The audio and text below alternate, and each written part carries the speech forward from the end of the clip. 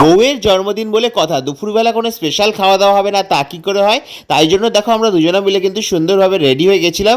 আর ওকে কিন্তু আজ বেশ মিষ্টি লাগছিল নতুন জামাটা পরে। তো আমরা সে গন্তব্যস্থলে পৌঁছে গেছি অলরেডি, দেখতেই পাচ্ছ হাতে মিষ্টি আর কোল্ড ড্রিঙ্কস নিয়ে। গরমকালে কোল্ড ড্রিঙ্কস দেবো না তা কী করে হয়? আজকে জানো তো আমরা কোনো স্পেশাল কোনো রেস্টুরেন্টে যাবো সেরকম কিন্তু উদ্দেশ্য নিয়ে বেরোইনি। আসলে আজকে আমরা দুজনে মিলে দুপুরে চলে গেছিলাম ওদের বাড়িতে, মানে আমার শ্বশুর বাড়িতে।